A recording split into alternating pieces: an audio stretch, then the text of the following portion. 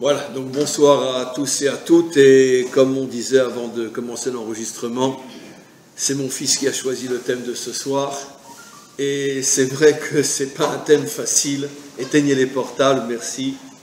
C'est pas un thème facile parce que quand on est en Israël d'une manière générale, pas nécessairement en vacances comme en ce moment, en Israël, on se sent tellement fort, protégé, sécurisé, même si on n'est pas dupe et qu'on sait très bien que tous les jours, et dans le passé et dans le présent, et peut-être malheureusement dans le futur aussi, il y a, pauvre Echam, toujours quelques secousses qui nous rappellent que nous ne sommes pas encore complètement dans la délivrance, mais c'est vrai qu'on ressent en Israël une telle force que finalement, parler comme mon fils me l'a demandé de parler un petit peu de Gog et Magog, c'est difficile. C'est encore plus difficile quand on est en vacances. Parce qu'on n'a vraiment pas envie, sans sucre, merci, on n'a vraiment pas envie on pourrait dire, de se focaliser sur des notions qui peuvent être inquiétantes. Alors, effectivement, ça va être un petit peu difficile. On va essayer de traiter le sujet, on n'a pas tellement de temps non plus, on va essayer de voir des notions importantes, liées bien sûr à notre actualité, de manière à un petit peu mieux comprendre ce qui se passe. Et encore une fois, comme je viens de le dire dans l'introduction, en comprenant et en ressentant surtout que la muraille qu'Hachem a créé autour de nous dans cette génération est tellement forte, tellement puissante, qu'on sent et on ressent que de toute façon, même si avant la délivrance finale, avant le dernier shlav, avant la dernière étape, il y aura encore de grandes secousses, malgré tout on est sûr et certain que les choses se passeront de la meilleure manière possible. Quoi qu'il en soit, on a donc au sujet donc de la guerre de Gog et Magog, qui d'une certaine manière n'est pas forcément et uniquement, comme on voudrait le comprendre, quelque chose de militaire. Il y a différents aspects dans cette guerre-là, qui d'ailleurs a commencé depuis fort longtemps. La guerre politique, la guerre économique, on ressent surtout bien sûr la guerre politique, la manière dont la plupart des nations se dressent contre nous. En ce moment, on a bien sûr un sourire qui nous provient des États-Unis, mais il ne faut pas non plus se leurrer et s'endormir. Ce n'est qu'un homme qui est de passage pour 4 ans, 8 ans peut-être, mais comme je dis toujours, si jamais les démocrates reviennent au pouvoir en Amérique, en quelques semaines, on aura oublié l'époque de Trump. Et donc, pour l'instant, évidemment, ce n'est pas les États-Unis, mais on a toute l'Europe qui est contre nous, et il y a encore quelques années, les États-Unis aussi, les Russes, on ne sait pas trop sur quel pied danser avec eux, les Chinois, Bekitsour, le monde entier. Et cette guerre a déjà commencé depuis fort longtemps, mais elle est surtout politique. Et peut-être qu'il y aura d'autres aspects, des aspects militaires aussi, mais ce n'est pas véritablement le sujet. Ce qui est très important, c'est que le Malbim, qui a vécu il y a un peu plus de 150 ans. Le Malbim, dans le chapitre 38, si je ne me trompe pas, dans Yecheskel, le prophète Yecheskel, l'un des passages qui parle le plus de la guerre de Gog et Magog, il y a dans Zacharia, dans Yecheskel, dans de nombreux endroits, mais là où c'est le plus clair, c'est d'ailleurs une Haftara aussi, dans Yecheskel, le Malbim, il y a déjà plus de 150 ans, dit que finalement la guerre de Gog et Magog, c'est l'union, ou plutôt la tentative d'union entre Esav, le monde chrétien, il le dit clairement, on pourrait voir, et l'islam.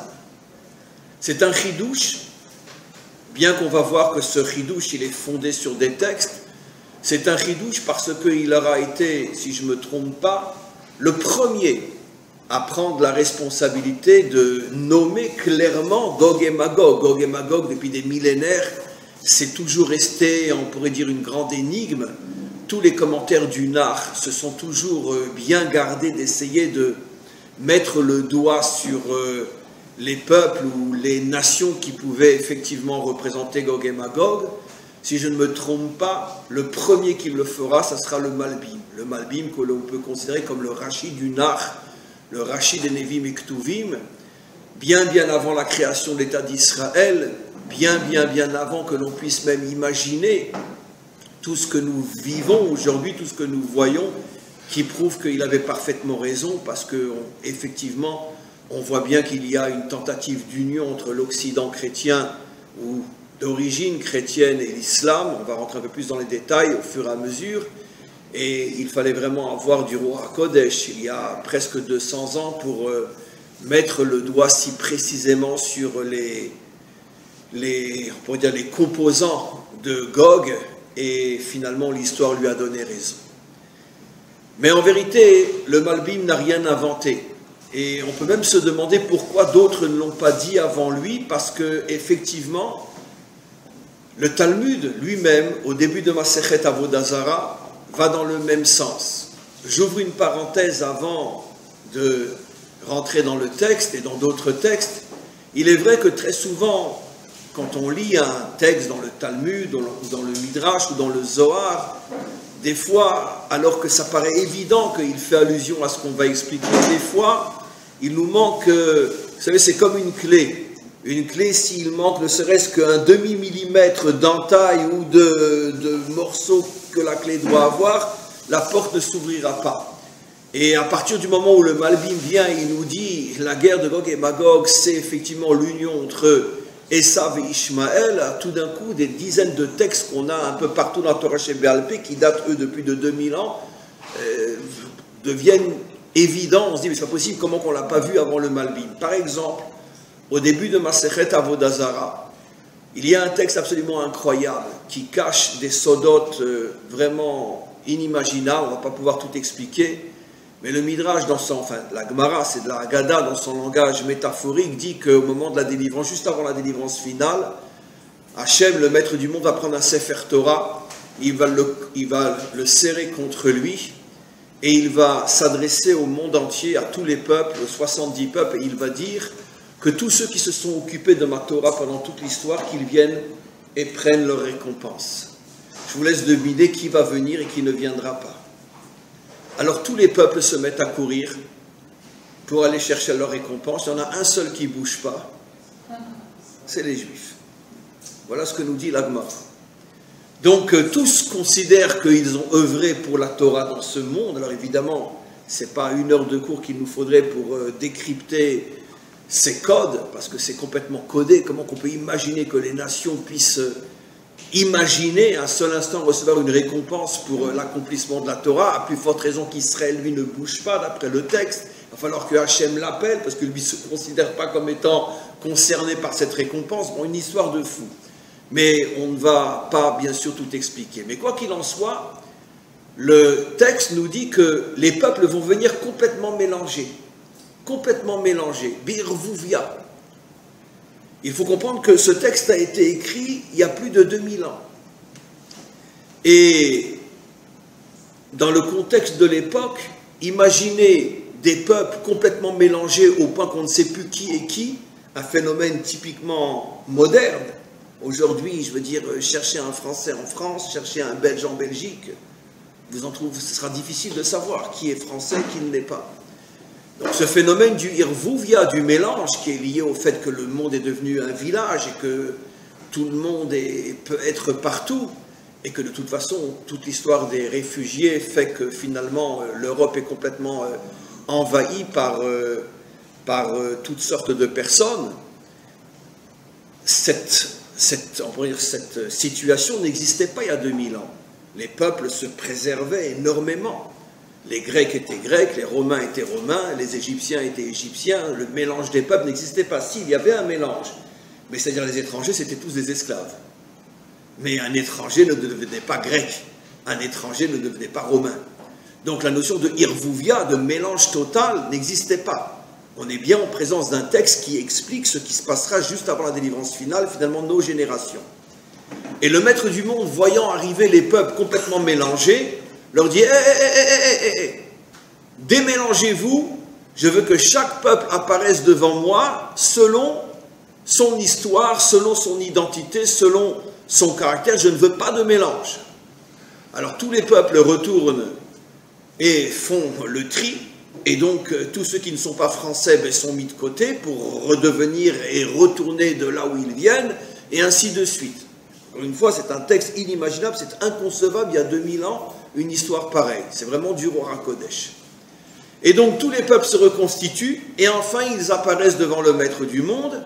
Peu importe ce qu'ils vont dire pour réclamer leur récompense, ce n'est pas le sujet. Mais quoi qu'il en soit, cette Haggadah met en évidence les deux principaux peuples qui vont se présenter devant le Maître du monde. Ce sont Édom, les Romains et les Perses. Les Romains et les Perses, dans le langage bien sûr du Talmud. Le Talmud lui-même demande pourquoi les Romains et les Perses sont cités par leur nom, alors que tous les autres sont cités par le nom X, Y, Z, pour bien nous faire comprendre que ceux qui se présenteront à part les Perses et les Romains, tous les autres sont finalement des peuples nouveaux qui ne proviennent pas de l'Antiquité. Effectivement, toutes les civilisations ont disparu. Et donc, nos maîtres demandent pourquoi Édom est cité par son nom et pourquoi Paras. Et nos maîtres nous disent, parce que eux vont traverser l'histoire, et ce seront eux, juste au moment de la délivrance finale, qui seront les pires ennemis d'Israël.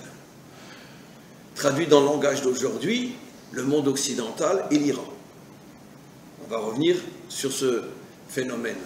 Évidemment, nos maîtres ne peuvent pas appeler les Perses l'Iran, bien évidemment. Mais nos maîtres voient, il y a 2000 ans déjà, que finalement, les deux peuples qui vont se retrouver au moment de la délivrance finale et qui, comme on le verra, vont tenter d'être ensemble pour essayer de freiner le processus de la délivrance que nous vivons dans notre génération, ces deux peuples-là, dans le langage du Talmud, c'est Édom et Paras, dans le langage d'aujourd'hui, l'Europe, le monde occidental et l'Iran. C'est absolument phénoménal. Donc on voit qu'il y a un accord déjà dans le Talmud à ce que le Malbim affirme. C'est vrai que sans le Malbim, on ne l'aurait peut-être pas vu. Il y a des tas de choses qu'on lit et qu'on passe à côté. Mais en vérité, si on cherche un peu plus profondément, on s'aperçoit que le Hari HaKadosh, lui-même, à peu près 3 siècles avant le Malbim, avait déjà dit dans son langage codé, qu'on va décoder très facilement, qu'effectivement, les deux derniers grands ennemis d'Israël avant la délivrance finale seraient Esav et Ishmaël. Comment il le dit? Dans son langage codé, il prend le nom divin qui a 4 lettres, mais il voit dans le nom divin 5 parties. 4 lettres, Yud, Ke, Vav, Ke, mais il dit 5 parties parce que le premier Yud, en vérité la première lettre, elle est composée de 2 parties. Le corps du Yud fait allusion à Esav et la pointe du Yud, Ketz, le Kotz du Yud, la Shon Ketz, la Shon délivrance, fait allusion à Ishmaël. Et il explique la chose suivante, je vais le dire de la manière la plus simple possible. Dans la mesure où il est dit Bayom Ahu Yeh Hashem Echad ou Shmo Echad, de là tu comprends que jusqu'à la délivrance finale, le nom d'Hachem n'est pas entier, il n'est pas Echad, parce que les lettres sont attaquées, et il dit il y a 4 exils, après il va dire 5, mais il y a 4 exils, chaque exil s'attaque à l'une des lettres du nom divin, ce qui fait que Hachem ne peut pas se dévoiler dans ce monde, et c'est la raison pour laquelle son nom n'est pas un. Je pourrais bien sûr décoder et décrypter ce que cela veut dire dans un langage plus moderne, mais je ne pense pas que c'est vraiment utile. Restons dans son langage à lui. Et donc, c'est la raison pour laquelle, seulement après avoir traversé les 4 galouillotes, par rapport aux 4 lettres du nom divin, et à chaque fois on sera sorti d'un exil, donc on va récupérer une lettre, à la fin des 4 exils, les 4 lettres vont apparaître, et donc, Ushmo Echad. Mais, dit-il, c'est 4 exils, mais en vérité 4 exils et demi, parce qu'il y a une des 4 lettres, le Yud, qui en vérité contient 2 ennemis, le corps du Yud, pendant 2000 ans, notre véritable ennemi c'est Esav, mais la pointe, le Ketz, à la fin du galout de Édom, on sera attaqué par Ishmaël. tous les commentaires posent une question évidente. Les commentaires, ceux qui expliquent le Hari Akadosh, alors si c'est comme ça, pourquoi on parle de 4 exils? On devrait parler de 5 exils. Et pourquoi la place d'Ishmaël, c'est être la pointe, l'extrémité du Yud? Alors les commentaires répondent et disent, parce que le Hari Akadosh veut nous faire comprendre qu'en vérité, Ishmaël n'est pas un ennemi en soi, il n'est que le bras long de Esav. C'est-à-dire, Esav va essayer pendant 2000 ans, lorsque nous étions éparpillés au milieu de lui, de nous exterminer.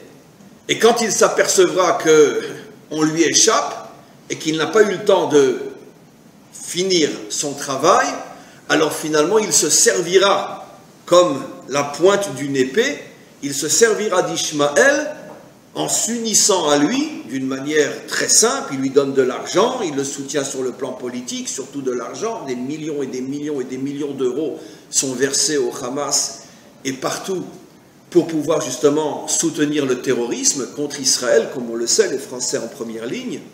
Et donc, ils vont soutenir Ishmaël de manière à ce que finalement, en espérant que Ishmaël puisse terminer le travail, ce qui veut dire que, je ne sais pas si vous vous rendez compte, le Hari Akadosh a vécu il y a 500 ans. Là aussi, ce roi Kodesh inimaginable, en plaçant Ishmaël à la pointe du Yud, il avait déjà vu, le roi Kodesh, que Ishmaël ne serait pas un ennemi en soi, mais ne serait que la prolongation de cette tentative d'Édom pendant 2000 ans de nous faire disparaître. Et donc on retrouve dans les propos du Hari exactement ce que dit le Malbim, ce que dit aussi l'Agmara, c'est que finalement, à la fin des temps, on retrouve cette tentative d'union entre Esav et Ishmaël afin de s'attaquer à Israël, et c'est ça la guerre de Gog et Magog. Simplement, on va le voir dans quelques tout à l'heure, c'est que l'Agmara, elle, cite Ishmaël sous le nom de Paras. Paras, ce sont les Iraniens, ce sont donc les Chiites, d'accord, dans le sens aussi anglais du terme. Et donc, ce sont les Chiites, et tandis que le Hari Akadosh parle de Ishmaël. On va voir tout à l'heure dans un Makor inversé, quelque chose d'absolument bouleversant, qui donne raison à l'Agmara que notre dernier véritable combat contre Ishmaël sera contre les Chiites et non contre les Sunnites. Tout celui qui a des yeux pour voir, voit qu'effectivement c'est en train de se passer. Bien que, évidemment, c'est une paix intéressée, mais tout le monde sait que sous la table, personne n'en parle, Israël est en train de reconstruire ses relations politiques avec les Sunnites. Par contre, les Chiites sont en train de nous exploser au visage. Il y a 2000 ans, la Gemara l'avait déjà vu, Édom et Paras, et non Stam, Édom et Ishmaël. Donc, on revient maintenant à ce qu'on explique. Oui. Les Iraniens, ce ne sont pas des descendants d'Ishmaël, ça vient de... C'est la religion d'Ishmaël, ce qu'on va expliquer. Ils sont musulmans. C'est justement ce que j'explique.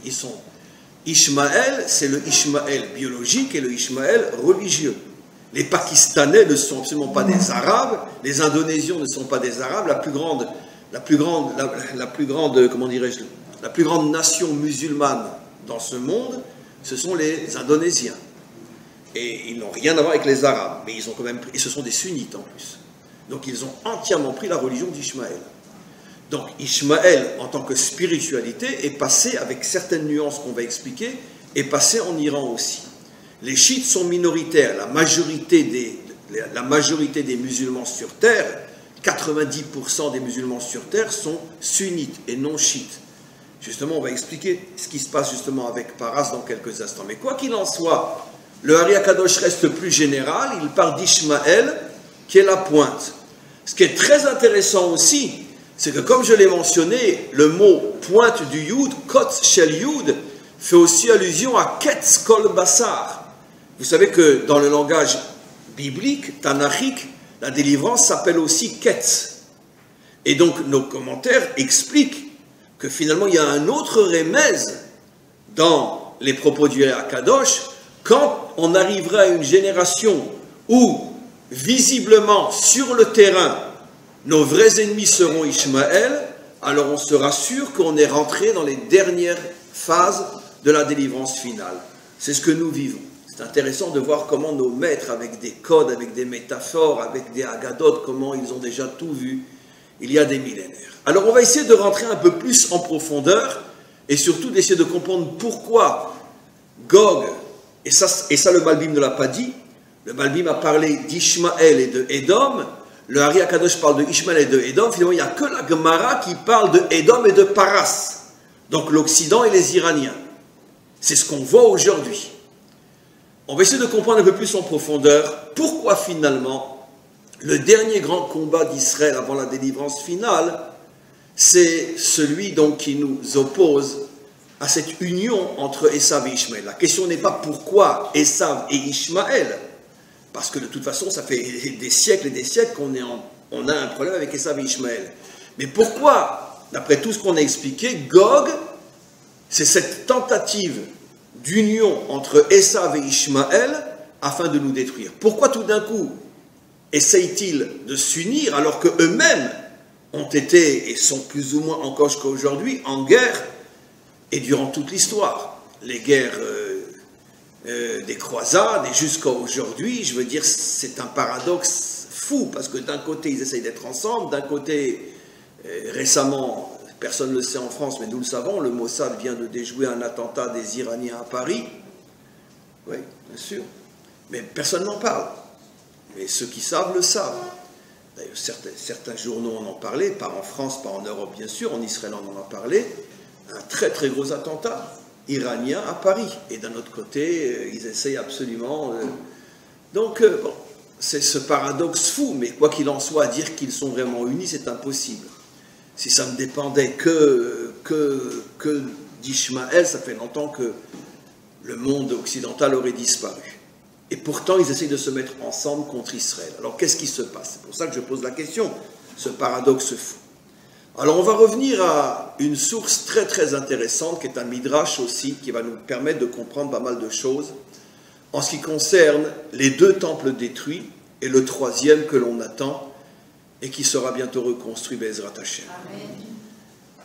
Nos maîtres posent une question simple et donnent une réponse très très très profonde, mais avec, comme ils savent le faire, avec une simplicité qui demande sans doute des siècles d'études pour la décoder. Ils disent, le premier temple a été construit par le mérite d'Avraham Avinu. 3 pères, 3 temples. Premier temple construit par le mérite d'Avraham, deuxième temple construit par le mérite de Yitzhak, troisième temple construit par le mérite de Yaakov.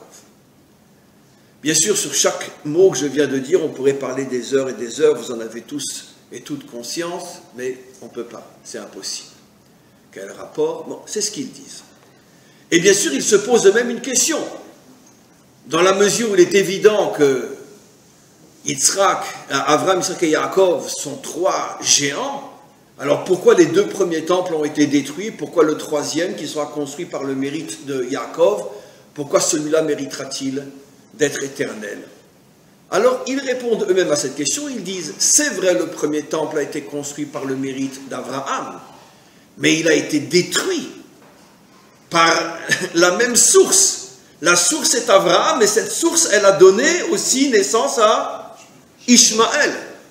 Et comme Avraham a une source double, une source de lumière, mais une source d'obscurité, par la lumière qui est sortie de cette source a été construit le premier temple, mais cette même source a fait sortir aussi Ishmaël, et donc, c'est pour cette raison que le premier temple a été détruit.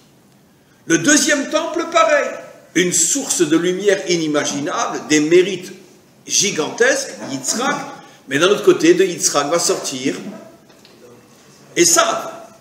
Et donc, c'est la raison pour laquelle la lumière qui est sortie de Yitzhak a été elle-même éteinte par une autre force contraire qui, elle aussi, est sortie de Yitzhak, Esav. Mais, disent nos maîtres, dans la mesure où de Yaakov n'est sortie aucune psolète, n'est sortie aucune force contraire, Shifteka, les 12 tribus d'Israël qu'on appelle les tribus de Dieu, les tribus d'Hachem, même si évidemment on est dans ce monde et nul n'est parfait, il y a eu de gros problèmes entre eux, Yosef, Yehuda, mais quoi qu'il en soit, Shifteka, les 12 tribus d'Israël, aucune psolète n'est sortie, Donc, aucune force contraire n'est sortie de la source qui donne le mérite de construire le troisième temple. Et donc, il n'y a que le mérite, il n'y a pas de force contraire. Et donc, automatiquement, ce temple-là ne sera plus jamais détruit. Avant d'aller un petit peu plus loin, on va poser à haute voix une question évidente que peut-être certains d'entre vous y ont pensé. Question que demandent les Mefarchim. Ils disent, en ce qui concerne le deuxième temple, je comprends. Il a été construit, d'après ce que disent nos maîtres, par le mérite de Yitzhak, et on comprend qu'il a aussi été détruit par Esav. Ce sont les Romains, Esav, Titus, qui a détruit le deuxième temple. Par contre, ça ne colle pas avec ce que nos maîtres disent concernant le premier temple. Puisque tu dis que la force contraire qui a causé la destruction du premier temple, c'est la naissance d'Ishmaël.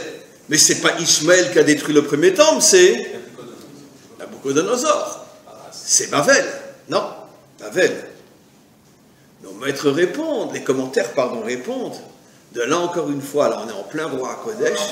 Tu vois le roi HaKodesh des maîtres d'Israël, à l'époque où Ishmaël n'existait même pas dans les rêves, puisqu'il y a 2000 ans, qui sait qui parlait d'Ishmaël, il n'existait pas. C'était quelques bédouins perdus dans le désert.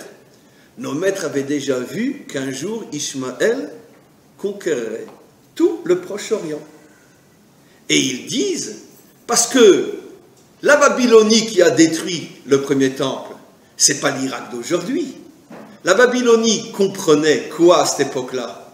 Eh bien, tout le Proche-Orient, sauf Israël et sauf les Perses. C'est-à-dire, dans le langage d'aujourd'hui, la Syrie, l'Arabie Saoudite, le Liban, l'Irak. Tout le Proche-Orient était babylonien. Le territoire de Babylone, c'était tout le Proche-Orient, sauf Israël. Et sauf, bien sûr, les Perses. Donc, quand nos maîtres disent le premier temple a été détruit parce que est sorti Ishmaël, nos maîtres savaient qu'un jour viendrait où la Babylonie deviendrait le territoire d'Ishmaël. Ishmaël sunnite, précisons bien.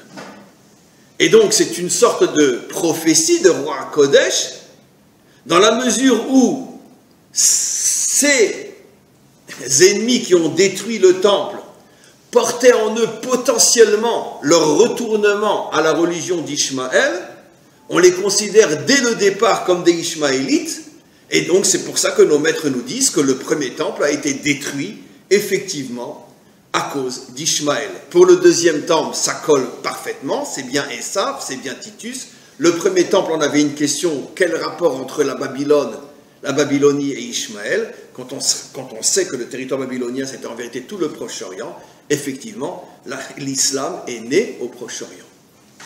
Donc, ça colle. On peut maintenant avancer. Nos maîtres continuent et disent, de la même manière que le premier temple, c'est la force d'Ishmaël, des Babyloniens, avec le potentiel d'Ishmaël qui s'est opposé au premier temple jusqu'à pouvoir le détruire. De la même manière que le deuxième temple, c'est la force de Esav qui s'est opposé au deuxième temple jusqu'à pouvoir le détruire. Et le troisième temple ne sera pas détruit, mais il y aura forcément, parce que sinon l'histoire n'est plus l'histoire, il y aura forcément une itnakdout, il y aura forcément un essai d'empêcher la construction du troisième temple. Qui sera l'ennemi? Eh bien tout simplement la réunion des deux ennemis qui ont détruit le premier temple. Le premier temple est détruit par Ishmaël, potentiel, le deuxième temple est détruit par Esav, et le troisième temple, Esav et Ishmaël se réuniront pour empêcher sa construction. Et donc on voit bien comment, là encore, on a un maccord extraordinaire dans nos textes, un maccord à ce que dit le Malbim. Donc on comprend bien encore une fois que au moment où le troisième temple va commencer à être le projet de l'histoire, Esav et Ishmaël vont se réunir pour empêcher sa construction, mais on sait que la guerre de Gog et Magog se conclura par la délivrance finale. Et donc ils tomberont. On va essayer maintenant de comprendre quel rapport avec Yaakov. Alors, il y aurait bien sûr énormément de choses à expliquer. Je vais essayer d'être très bref et d'arriver à la Nekuda particulière et essentielle. Yaakov, comme on le sait, représente le pilier du milieu, la synthèse, Tiferet, l'harmonie, la réunion des contraires. Son grand-père Abraham incarnait le chesed, l'ouverture, la bonté, la pitié, la clémence. Son père Yitzhak incarnait la sévérité, la dureté, la justice. Ce sont deux piliers qui sont à l'extrême opposé et Yaakov a su les réunir. C'est la raison pour laquelle il est dit, entre autres, parmi des milliers d'autres explications, il est appelé Ishtam Yoshev Ho'alim. Le maître pose la question, qu'est-ce que signifie Yoshev Ho'alim? Il ne peut pas être assis dans plusieurs tentes en même temps. Yoshev Ho'el, Mazé Ho'alim. Il est arrivé à réunir la tente d'Abraham, le Chesed, avec la tente de Yitzhak, la Gvura. C'est d'ailleurs ce que son père lui dira. Au moment où il prendra les brachot, son père lui dira « Akol kol Yaakov, vayadaim yede Esav » Enfin, un vrai juif qui a la pureté, la morale, la spiritualité de Yaakov, mais qui n'est pas simplement un religieux qui baisse la tête quand on le traite de sale juif, quelqu'un qui, quand on le traite de sale juif, d'accord, démolit la personne qui a osé le traiter de sale juif. Il a la main et il a la voix. Finalement, le juif que l'on voit se reconstruire ici sur notre terre, jour après jour, qui a une arme dans une main et un Télim dans l'autre main. Et donc, Akol kol Yaakov ve'ayadaim yede Esav. Ça, c'est la synthèse de Yaakov. Et donc, il arrive à réunir les deux extrêmes, le Chesed et la Gvura, Tiferet. Maintenant, il y a une autre explication aussi, dans cette réunion des contraires. La réunion des contraires, je l'ai expliqué d'abord d'une manière très simple, Chesed et Gvura. Mais ça va beaucoup, beaucoup plus loin. C'est aussi la réunion entre le monde spirituel et le monde matériel. Le monde spirituel repose sur l'attribut du Chesed. Pourquoi? Parce que lorsque tu te colles à Hachem, lorsque tu fais sa volonté, c'est clair que tu ne pourras être recouvert que de brachot et que d'aide. Et donc, Hachem, Olam Chesed Yibaneh, c'est clair que Hachem manifeste un chesed énorme à tous ceux qui se collent à lui. C'est la raison pour laquelle la Torah commence par la lettre Bet, qui fait allusion à la bracha, et se termine par la dernière paracha qui s'appelle Zot HaBracha, pour nous faire comprendre que celui qui se colle à la Torah, sincèrement, profondément, ne peut d'Hachem recevoir que la bracha. C'est le sod du chesed. Dans ce monde, à la différence du monde spirituel, dans ce monde, tu ne peux pas réussir avec uniquement l'attribut du chesed.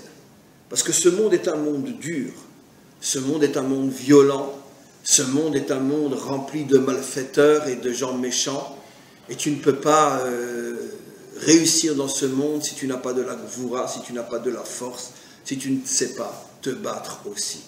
C'est absolument impossible. Il n'y a pas de place pour les faibles dans ce monde, il n'y a pas de place pour les utopistes, il n'y a pas de place pour les rêveurs. Si tu ne sais pas prendre ta place, alors on te la prendra. Il n'y a pas de possibilité de venir avec un sourire, excusez-moi l'expression, d'apôtre, avec « tu aimeras ton prochain comme toi-même » lorsque l'on te frappe sur une joue tant l'autre. Ça ne marche pas dans ce monde. Dans ce monde, il faut être fort pour réussir.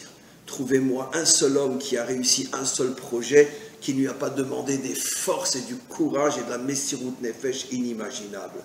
C'est absolument impossible. On ne construit rien dans ce monde avec un bouquet de fleurs et un sourire. Ça n'existe pas. Il faut être fort. Ce qui veut dire que la vie dans ce monde, je parle dans ce monde concret, nécessite surtout la qualité de la gvoura, de la force. Dans le monde spirituel, le chesed, le tikkun amidot, la dvekout de Bachem, tu n'as pas besoin d'être un guerrier pour te coller à Hachem, mais tu as besoin d'être un guerrier pour réussir dans ce monde. C'est ça le sod de Yaakov, Akol kol Yaakov ve'ayadaim yede Esav. Mon intériorité est restée pure. Mais si je veux réussir dans ce monde, je dois m'approprier les mains de Esav. Alors maintenant, on va essayer de comprendre ce qui se passe avec Esav et Ishmaël. Yaakov réussit, c'est pour ça que j'ai rapporté ce verset, à réunir en lui deux forces qui sont à l'extrême opposé l'une de l'autre, qui jusqu'à aujourd'hui c'est le grand problème, même ici en Israël, peut-être surtout en Israël, parce que dans le monde moderne, ils ont déjà baissé les bras. Il y a une afrada mukhletet ben dat umdina, une séparation totale entre l'Église et l'État, tandis que dans ce pays, c'est un débat qui revient constamment, et récemment, on vient de mettre juif avant démocratique. Mais pendant 70 ans et plus, est-ce qu'on est un État juif démocratique? Est-ce qu'on est un État démocratique et juif? Ça veut dire comment qu'on arrive à réunir à la fois la réalité matérielle et l'identité spirituelle. Et même si aujourd'hui, on a avancé énormément au point que maintenant, d'après la loi récente, on est un État juif et démocratique, malgré tout, c'est clair qu'il y a encore une afrada énorme entre Dat et Médina. C'est évident que le pays n'est pas dirigé, jusqu'à aujourd'hui encore, selon les normes et les critères de la Torah. Mais, au Hachem, on avance. Mais quoi qu'il en soit, dans le monde occidental, Esav, il y a depuis la Révolution française, où on a proclamé la mort de Dieu, une afrada mukhletet, tu veux être religieux, c'est ton choix en tant qu'individu, va à l'église le dimanche, d'accord? Mais l'État est dirigé par des gens qui refusent ouvertement de se connecter ni de près ni de loin à Dieu. Ça veut dire qu'il est tout à fait possible qu'il y ait des ministres ou des dirigeants dans les pays européens qui, le dimanche, vont à l'église. Mais quand après ils retournent à leur fonction de dirigeant, il n'y a plus de place pour Dieu. Ishmaël, c'est l'extrême opposé. Ishmaël, dans sa conception du monde, Dieu est tellement présent qu'il n'y a même plus de place pour l'homme. On pourrait dire d'une manière très très simple que la différence entre Esav et Ishmaël, c'est que Esav, il n'y a plus de place pour Dieu, Ishmaël, il n'y a plus de place pour l'homme. Esav incarne l'homme qui s'investit dans le monde matériel, et dans son investissement dans le monde matériel, il n'y a plus de place pour Dieu. Ishmaël représente celui qui ne vit que pour le dévoilement de Dieu, Dieu dans leur langage à eux, mais au point finalement de nier complètement le droit de l'homme, sa place, comme on va le montrer dans quelques instants avec Yaakov d'une manière extraordinaire. Alors, on voit qu'effectivement Ishmaël et Esav sont à l'extrême opposé. Maintenant, là où on voit cette opposition à l'extrême entre Esav et Ishmaël, c'est surtout entre Esav et les Perses et les Chiites, plus encore que les sunnites. Pourquoi? Je ne vais pas vous expliquer trop dans les détails parce que le temps malheureusement avance trop vite, il aurait fallu des heures pour un cours pareil, mais très brièvement, il faut comprendre la chose suivante. Le sunnisme ressemble énormément au christianisme. Le point commun entre ces deux religions, c'est que ne sont pas des religions étatiques. Je peux être un chrétien chinois, je peux être un chrétien français, je peux être un chrétien arabe, Bethléem ou ailleurs, et je peux être un chrétien catholique, un catholique africain. Pareil, je peux être un sunnite pakistanais, je peux être un sunnite indonésien, je peux être un sunnite irakien, je peux être un sunnite d'Arabie Saoudite, je peux être un sunnite français, je peux être un sunnite allemand. Ce sont deux religions qui veulent s'étendre au-delà de toute identité nationale. Le chiisme est une religion nationale. C'est la religion des Iraniens. Ça veut dire que, est-ce que vous comprenez la différence? en ce sens-là, j'oserais presque dire que les chiites et les juifs sont très proches.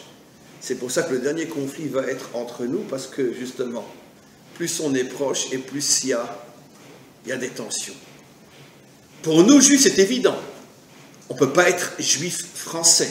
On ne peut pas être juif allemand ou juif américain. Si, mais on rajoute un juif en exil. Mais pour nous, il est clair que la Torah, le judaïsme, fait partie intégrante de la nationalité d'un juif qui appartient à sa nation. Et quand malheureusement je suis un juif français, c'est parce que je suis un juif puni. Par contre, un sunniste pakistanais n'est pas un sunnite puni. Vous comprenez la différence? Un sunnite indonésien ou un sunnite chinois, parce qu'en Chine il y a des sunnites, c'est pas un sunnite puni. Parce que le sunnite d'Arabie Saoudite ne se considère pas comme étant mieux ou plus sunnite que celui du Pakistan. Les talibans sont des sunnites. Et peut-être plus sunnites que ceux du Proche-Orient. Par contre, tout juif sincère et honnête sait que si je suis juif américain, je suis un juif bancal. Je suis un juif infirme. Je suis un juif exilé dans mon identité de juif. Donc nous, au moins, on a l'honnêteté de dire que finalement, le seul endroit où un juif peut, en tout cas, il a le potentiel de devenir un juif parfait, c'est quand sa nation se reconstruit sur sa terre. Les chiites pensent exactement la même chose. C'est pour ça qu'il n'y a qu'une seule et unique nation chiite sur terre, l'Iran. Maintenant, vous avez compris pourquoi le chiisme n'a pas pu se répandre partout dans le monde, parce que le chiisme est lié fondamentalement à une nationalité. Et donc automatiquement, on n'a trouvé qu'un seul peuple qui a accepté d'être une nation musulmane, c'est les chiites. On verra dans quelques instants encore une différence. Donc déjà, un sujet de tension énorme entre les sunnites et les chiites, exactement de la même manière que les nations, aujourd'hui, nous tombent toutes dessus. Comment vous avez osé proclamer que l'État d'Israël est un État juif? Eh bien, comprenez que ce que les nations ne comprennent pas à notre égard, c'est exactement la même réaction qu'ont les sunnites à l'égard des chiites. Qu'est-ce que là, l'islam a à voir avec une nation? Et les chiites disent non. On est une nation musulmane. Et si tu n'es pas dans cette nation, tu n'es pas un vrai musulman. Voilà ce qu'eux disent. Exactement comme nous le disons. C'est un pélé, très peu de gens le comprennent et le savent, mais il faut étudier les choses et vous verrez que les choses fonctionnent de cette manière-là. Et donc, on continue maintenant. Comme j'ai expliqué, il y a deux extrêmes qui sont finalement l'islam, et surtout l'islam perse, iranien et le monde occidental, parce que le monde occidental refuse catégoriquement de laisser Dieu gérer les affaires de l'État, et dans le monde iranien, il y a, au niveau bien sûr de la vitrine, parce que c'est que pour s'en mettre plein les poches, et on le sait, mais au niveau de la vitrine du moins, il n'y a pas de place dans la direction de l'État pour autre que Dieu, Allah. La preuve, c'est que le dirigeant suprême de l'Iran est donc un ayatollah, pour un représentant de Dieu. La politique est entre les mains de Dieu. Deux extrêmes à l'extrême opposé. Donc, dans mon langage, et je vais le redire, Esav incarne une idéologie où il n'y a plus de place au niveau de la nation pour Dieu, et Ishmaël, et surtout l'Ishmaël perse, incarne une idéologie où au niveau de la nation, il n'y a plus de place pour l'homme. C'est Dieu, un point c'est tout. Tout celui qui va contre est exterminé. Comment tu oses aller contre Dieu? C'est vrai aussi dans le monde sunnite, mais avec une grande différence. Ouvrez les yeux et les oreilles.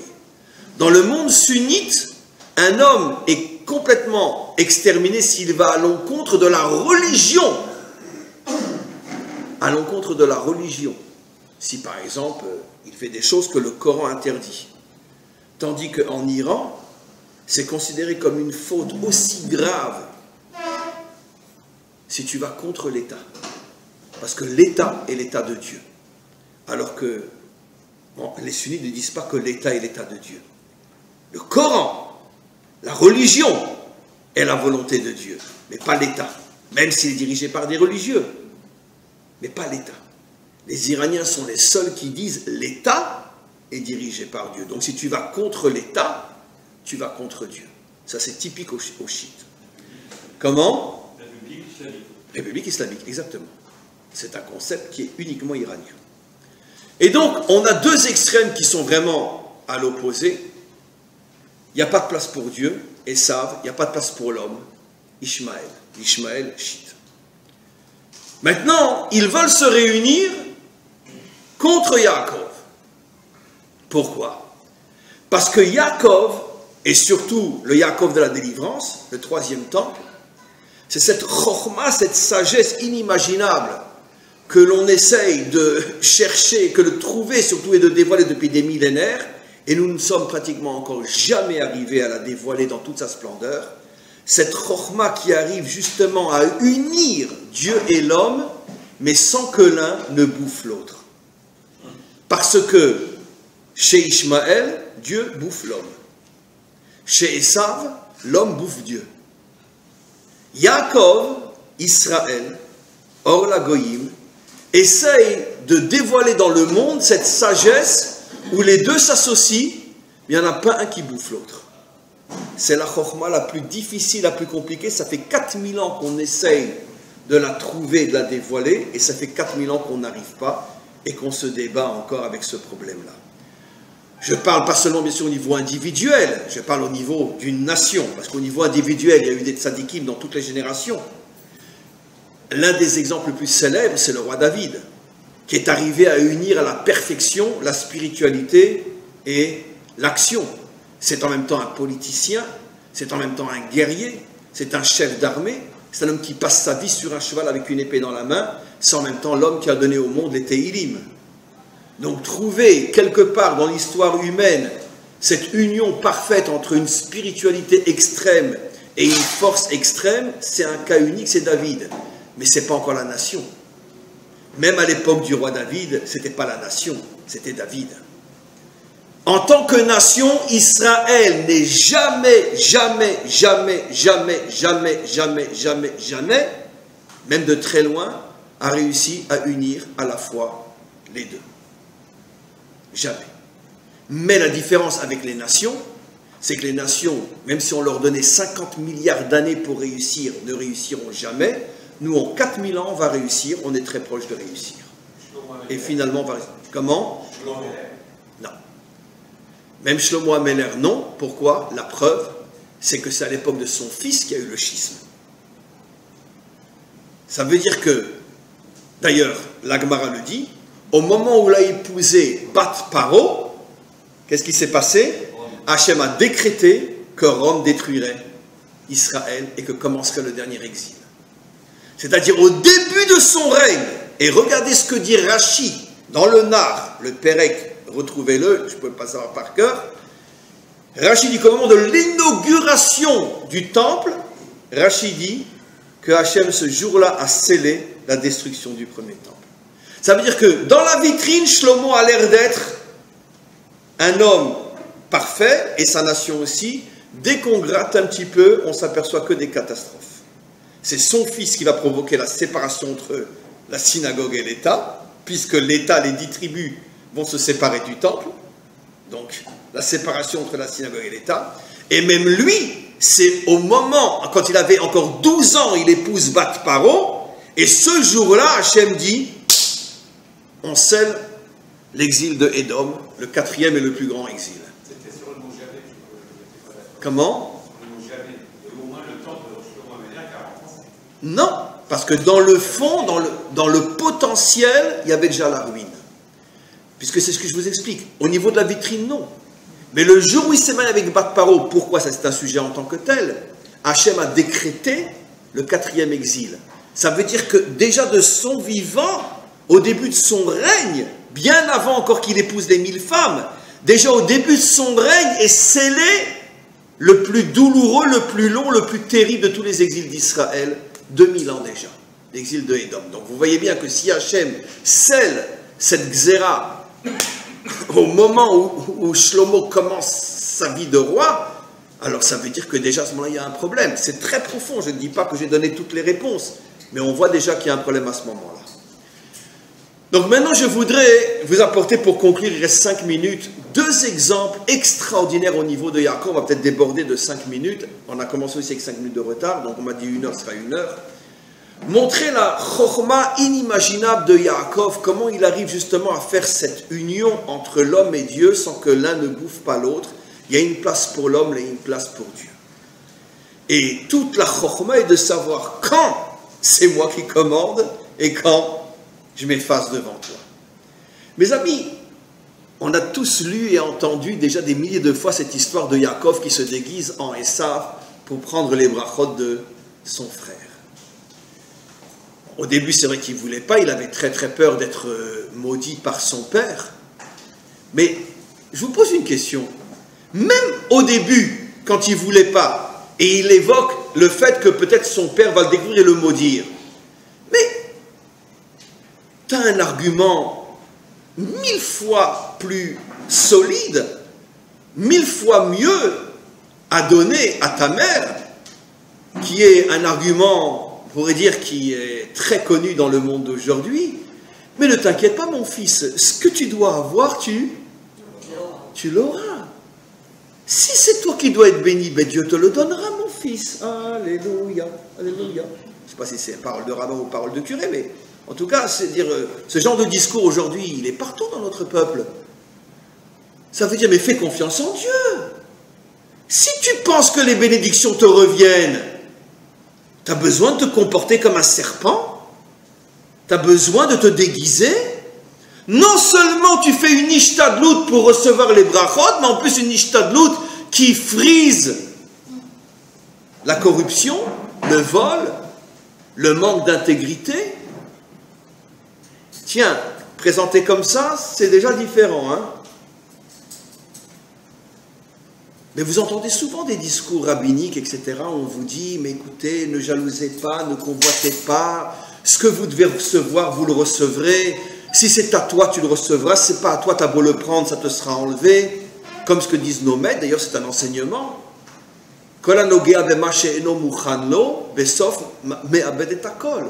Non, c'est pas exactement la phrase, mais peu importe, celui qui s'en souvient en hébreu. Mais en français, tout celui qui prend ce qui ne lui revient pas, finalement, il perdra même ce qui est à lui.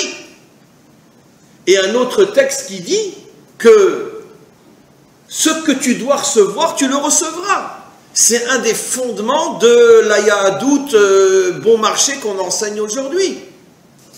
Eh bien, je suis désolé, c'est pas ce que Yaakov a fait. Comment ? Exactement. Eh bien, notre père Yaakov, il contredit ce principe-là de « t'inquiète pas, t'as rien à faire, ce que tu dois recevoir, Dieu te le donnera ». La preuve, c'est qu'il n'a pas dit à sa mère « j'ai peur que... qu'est-ce que Hachem va penser que j'essaye de prendre quelque chose que si ça me revient, il va me le donner lui-même ». Il a dit « j'ai peur de mon père », il n'a pas dit « j'ai peur de Dieu ». C'est-à-dire que sur le principe lui-même, qu'il faut faire quelque chose, même qui frise le vol, pour récupérer ce qui est à lui, il ne s'est pas contenté de rester passif et de dire non, si c'est à moi, ça me revient de droit, je fais confiance en Hachem. C'était à lui l'acheteur. Comment ? Et tu ne fais que conforter et renforcer 1000 fois ce que je dis. Merci, comment j'ai pu oublier de dire ce que tu rappelles. À combien plus forte raison qu'apparemment, si c'est un vrai croyant, il n'avait pas besoin d'agir, puisque de toute façon c'est à lui. Donc c'est sûr que Dieu va le lui donner. Peut-être qu'au moment où Essa va venir pour prendre des brachot, il va avoir une crise cardiaque et il va tomber. Et ou kol yachol Hashem, d'accord ? Donc au contraire, tu ne fais que confirmer. De toute façon, c'était à lui, il les avait achetés. Qu'est-ce qu'il a besoin de se comporter comme un serpent ? Yaakov a voulu montrer, tout simplement, d'accord ? Aide-toi et le ciel t'aidera. Tout simplement. Il y en a assez de cette politique de dire toujours, Leshana Abba Yerushalayim. D'accord, Hachem Yazor. Heureusement qu'est venu un homme qui a dit si vous le voulez, ça ne sera plus une légende, ça ne sera plus une agada. Il a repoussé ses manches et il s'est mis au travail. Aujourd'hui, on est dans un paradis aujourd'hui ici, parce qu'il y a 200 ans, Il y a quelqu'un qui en a eu marre de dire les Shana Abba Yerushalayim. Ashana Azot, il y en a marre. On se met au travail. Très bien. C'est ce que Yaakov a fait. Donc là, Yaakov a montré que tu ne peux pas t'en remettre entièrement à Hachem et tout le temps. Hachem attend de toi que tu t'affirmes, que tu agisses. Ça, c'est le côté Esav. Mais le même Yaakov est capable de montrer dans un autre contexte qu'il s'annule complètement et qu'il s'en remet entièrement à Hachem, à Kol et Tova, je me tais, c'est toi qui as raison. Quand? Mais l'histoire de ses mariages. L'histoire de ses mariages. Attends, il travaille pendant 7 ans pour Rachel. Ok. Il sait très bien que son seul et unique et vrai zivouk, c'est Rachel. Parce que c'est pas simplement du feeling, c'est pas seulement le coup de foudre. C'est Yaakov Avinu. Dès qu'il voit Rachel, il l'embrasse. Nos maîtres s'étonnent, ils ont honte pour lui. Ils disent, Chutzpan, c'est marqué, comment tu l'embrasses? Nos maîtres répondent parce qu'il n'a pas embrassé, excusez-moi, c'est pas ça. C'est la connexion des âmes. Il a tout de suite compris que c'était sa moitié d'âme qu'il retrouvait. Il ne s'est même pas rendu compte que les lèvres se touchaient. C'était vraiment l'embrassement des âmes. J'ai retrouvé ma moitié. Et pendant 7 ans, il travaille pour elle. Et tout d'un coup, une autre prend sa place. Je vous pose la question. Même le plus religieux d'entre nous, le lendemain matin, il se rend compte d'une chose pareille. Qu'est-ce qu'il fait? Comment? Mais tu la prends, d'accord, et tu la jettes. Pourquoi? Chutzpanit. Que moi, j'ai eu avec une femme pareille, qui a le culot de prendre la place de l'autre. Mais comment je peux continuer à vivre avec toi? Dégage, disparaît. Pourquoi il ne l'a pas mis dehors? Pourquoi il ne l'a pas mis dehors? Pourquoi? Parce que lui, pas seulement il a compris, il est arrivé à vivre ce que tout le monde dit, mais rares ce sont qui le vivent. Comme je dis toujours, si on vivait cette phrase que je vais vous rappeler, que vous connaissez tous et toutes, on peut dire que le nombre de divorces dans le monde juif descendrait à 1%, alors qu'aujourd'hui il atteint presque les 60% de gens qui se marient, qui divorcent. Qu'est-ce que nos maîtres nous disent? Akadosh Bochum Mezavek Zivugim. Ah, je ne comprends pas. Si c'est lui qui a fait que tu l'as rencontrée, elle, et qu'elle t'a rencontré toi, qu'est-ce que ça veut dire que tu vas l'envoyer balader? Allez, tiens, prends ton guette. Mais je ne comprends pas. Mais le bon Dieu, il se trompe. Maintenant, c'est lui qui te l'a envoyé. Il se trompe? Non, c'est impossible qu'il se trompe. Puisque nos maîtres posent la question, qu'est-ce que ça veut dire? Oui, il est mes avec Zivugim, mais il fait tout. Pourquoi seulement mes avec Zivugim? Il fait tout. Nos maîtres répondent, je pense que vous le savez, c'est évident qu'il fait tout. Mais tout, il le fait avec des intermédiaires. Il a des anges, il a des forces, il a la nature. Mais ça, c'est son job privé. Il y a une seule chose qu'il a décidé de s'occuper lui personnellement, c'est de faire en sorte que ceux qui doivent se rencontrer se rencontrent. Alors ça, on le dit tous. Mais par contre, quand ça va mal, on oublie. Mais je ne comprends pas. Si c'est lui qui a fait que vous vous êtes rencontrés, donc forcément, il ne peut pas se tromper. Même si tu as envie de l'étrangler. Pas lui, elle. Il ne peut pas se tromper, puisque c'est lui qui a fait que. Donc si tu vivais ce que tu dis, comment tu pourrais penser à divorcer? Donc en vérité, c'est une kfira totale. À part 2 cas, uniquement 2 cas, qui sont la violence dans le couple et l'infidélité, à part ces 2 cas-là, tout divorce est une kfira gmura, une révolte totale contre le maître du monde. Il faut avoir le courage de le dire, mais je le dis à haute voix. Pourquoi? Parce que si vraiment tu vis que c'est Hachem qui te l'a fait rencontrer, de quel droit tu divorces? Eh bien, lui, Yaakov, ce n'était pas un rabbin qui sait parler, c'était un juif qui vit. Lui, quand il a compris que finalement, il lui a dit arrête mes coups d'échec, et que c'est lui qui fait les Ivugim, il allait exploser, puis il s'est dit, mais attends, mais qui t'a fait rentrer sous la roupa? Tu vois qu'elle est venue d'elle-même? Il n'y en a qu'un qui fait rentrer une femme sous la roupa, c'est lui. Tu penses qu'il s'est trompé? Et il s'est annulé. Malgré toute la colère justifiée qu'il pouvait avoir vis-à-vis de cette chutzpanit, je parle bien sûr le langage du ressenti, elle n'est bien sûr pas une chutzpanite. Il s'est dit, attends, peut-être qu'elle aussi fait partie des femmes que tu dois épouser, parce que sinon, c'est absolument impossible qu'elle soit arrivée sous ta choupa. C'est lui qui est mes avec Zivugim. C'est pas elle qui a choisi de venir, c'est lui qui l'a mis dans sa tête. Donc tu la gardes, un point c'est tout. Là, qu'est-ce qu'il a fait? Yaakov, on trouve les deux extrêmes. Cette chokhma inimaginable. Avec son frère Esav, et vous allez voir la différence extraordinaire. Il a agi comme si Dieu n'existait pas, au point même de faire quelque chose qui frise lui aussi la chutzpah et le vol, se déguiser en son frère. En ce qui concerne son mariage, alors que n'importe quel homme normal aurait pris cette bonne femme et l'aurait jetée par la fenêtre, il s'est comporté avec une annulation totale. C'est lui qui a décidé. Quelle est la différence? Là, il s'annule devant Hachem, c'est le côté Ishmaël Kadosh. Et là, il agit comme si Dieu n'existait pas, c'est le côté Esav Kadosh. La Gdusha dans Esav, Ayadaim, la Gdusha dans Ishmaël, Ishmoa, Akol Kol Yaakov. Le Kol, l'Ishmoa. Alors il a cette chokhma inimaginable. Mais comment on peut savoir? Est-ce qu'on a une clé pour savoir aller? Quand je dois agir comme si ça ne dépendait que de moi, et quand je dois m'annuler parce que ça ne dépend que de lui? Comment je peux savoir? Ça, c'est la question. Ça, c'est la question. D'abord, il n'est pas interdit de rester sans réponse. C'est la chokhma qui est la chokhma de la Géoula. C'est à partir de ce moment-là que nous serons effectivement hors la goïm, parce que tous les peuples attendent la réponse à cette question. Ishmaël, lui, ne se casse pas la tête, il dit il n'y en a que pour Dieu. Esav ne se casse pas la tête, il n'y en a que pour l'homme. Et quand ils vont voir au moment de la délivrance finale que Israël est en train de réussir le mariage entre les deux, comme on le voit dans notre peuple, dans notre nation, où on voit cette jeunesse extraordinaire qui est en train de naître devant nos yeux, qui arrive à unir à la fois l'investissement dans le pays et en même temps un attachement total à la Torah d'Israël. Quand on voit de plus en plus de jeunes qui arrivent à étudier, à prier, à faire des mitzvot, et en même temps à s'investir dans le travail, dans l'armée et autres, toute cette jeunesse qui est l'identité juive reconstruite, le juif de la délivrance finale. Ishmaël, lui, et Esav sont en train de se dire « Waouh, Israël va réussir ». Alors ils veulent s'unir. Esav dit à Ishmaël, tu sais quoi, toi, apporte-moi ta religion. Et Ishmaël dit à Esav, toi, apporte-moi ta force matérielle.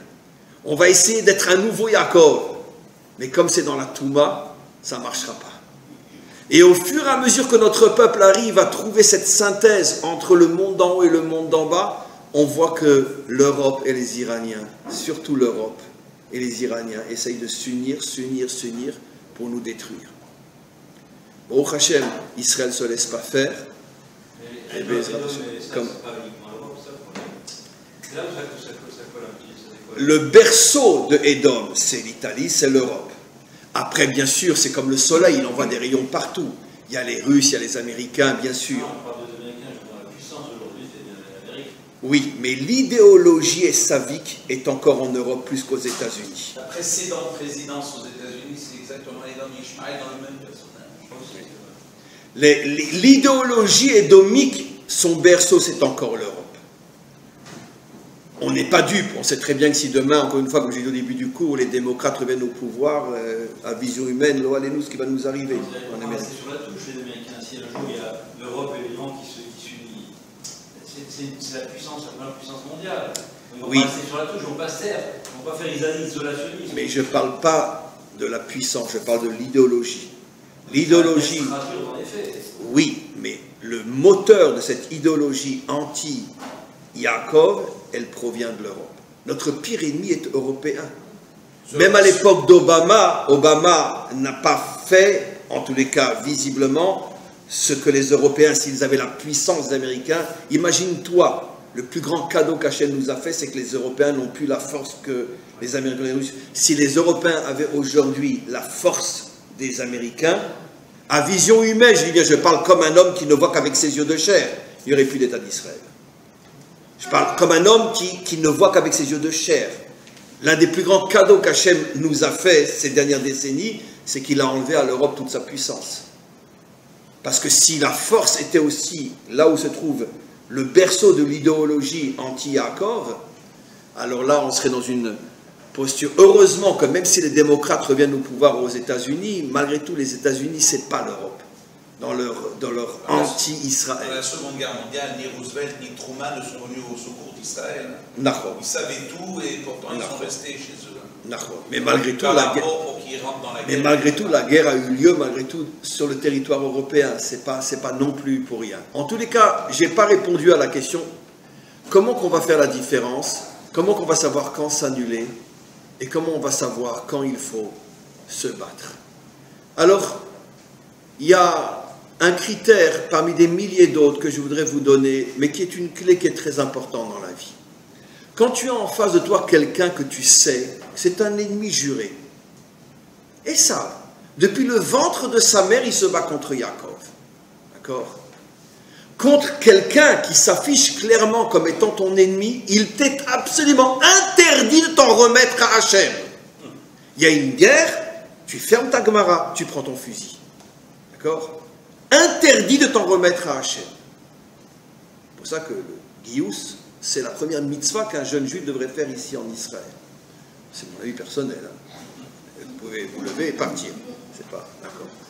Pourquoi ? Parce que quand tu es en face d'un ennemi affiché, il n'y a plus de place pour les Teilim. Yaakov, quand il a vu que Esav va lui prendre la bracha qu'il avait achetée, il n'a pas dit, mais c'est pas grave, je vais faire les 150 Teilim. Donc, il a pris son fusil, il est parti à la chasse. Comment ? Parce qu'il savait que c'était perdu. Parce qu'il savait que c'était perdu à l'avance. Et c'est la raison pour laquelle il n'a pas été Mashiach, justement. Et j'ai tout un cours là-dessus où le Midrash pose la question qui est plus grand, David Ameller qui toute sa vie a dû se battre avec son épée, ou le roi Hiskiaou qui a eu un grand miracle sans rien faire. D'accord. Et le Midrash dit que David Ameller était beaucoup plus grand parce que lui il a agi alors que l'autre s'en est complètement remis à Hachem. Et c'est l'une des raisons pour laquelle il n'a pas pu être Mashiach, le jour où il a osé demander à Hachem de le sauver de Sancheriv. Et en plus, il n'a même pas dit merci. La raison pour laquelle il n'a pas dit merci, c'est parce qu'il a eu honte. Il s'est rendu compte, waouh, mince, qu'est-ce que j'ai été bête de demander à Hachem de me faire un S. J'aurais dû faire comme mon grand-père. J'aurais dû sortir sur mon cheval et faire mes Sirut Nefesh.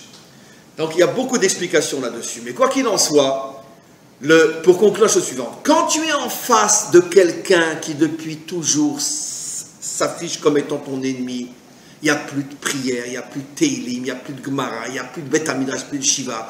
Tu fermes la clé, tu prends ton flingue, tu sors et tu tires. Voilà. Quand tu es en face de quelqu'un qui semble te faire du mal, et peut-être qu'il te fait oui du mal, mais d'un autre côté, qui n'est pas ton ennemi, qui ne t'a jamais fait de mal, alors là tu dois te dire, bon, peut-être que c'est ce que Hachem veut. Léa, c'était l'ennemi de Yaakov.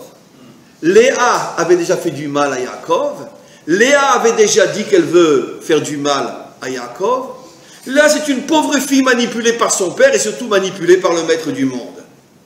Quand tu te retrouves face à quelqu'un qui te fait, à tes yeux, du mal, mais que tu ne peux en aucun cas dire « c'est mon ennemi », alors tout de suite tu dois avoir le réflexe de dire « alors c'est peut-être la volonté d'Hachem ».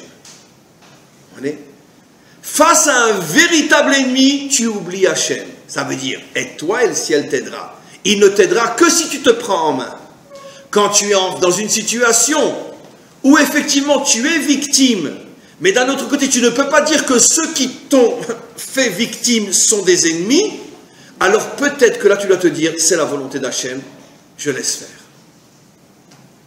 C'est la différence très simple, ce que rapportent nos maîtres, c'est une différence extraordinaire, comme on dit, Arbe Shluchim Lamakom. Quand Hachem veut punir quelqu'un, je le dis dans un langage très très simple, nos maîtres nous disent, il peut lui envoyer un brigand, il peut lui envoyer un accident. D'accord ? Ça veut dire il tombe et il se fait mal, etc. Il peut lui envoyer un brigand qui lui casse la figure, il peut lui envoyer un accident qui tombe et qui se casse la figure aussi. Quelle est la différence entre les deux ? C'est que si tu tombes, et que tu te casses les dents, tu dois savoir, ça c'est sûr que c'est Mina Shamayim. Parce que tu n'as pas un ennemi réel devant toi. Si c'est quelqu'un qui vient pour te casser les dents, tu ne te dis pas, bon ben alors Hachem, vas-y, frappe, hein, parce que Kaniré, que je le mérite. Abba le orgecha, ashkem ve orgo. Ça veut dire, cette subtilité, elle est par rapport à celui qui me cause du tort. Si celui qui me cause du tort est quelqu'un que je peux pointer comme étant un ennemi, alors je ne dis pas c'est la volonté d'Hachem. Tant que je peux agir, j'agis.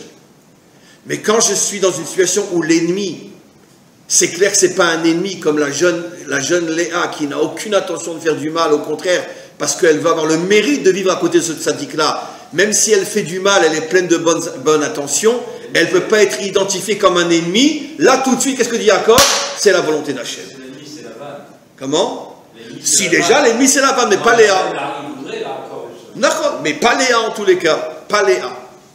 Donc ça nous permet, dans beaucoup de situations, de pouvoir justement savoir quand il faut dire Gamzul et Tova, et quand il faut savoir que si tu ne t'aides pas, Hachem ne t'aidera pas. En tous les cas, cette chokhma qui va bien plus loin que ce que j'ai expliqué, c'est la chokhma finalement de la délivrance finale. Et quand on arrivera, nous, à Israël, être le modèle, à savoir exactement quand il faut agir et quand il faut s'annuler devant Hachem, quand on arrivera à cette synthèse entre l'action et la émouna, à ce moment-là, on deviendra hors la goïm et toutes les nations se rendront compte que finalement, elles ont besoin de nous pour résoudre leurs propres problèmes. Amen. Vechen Yiratzon.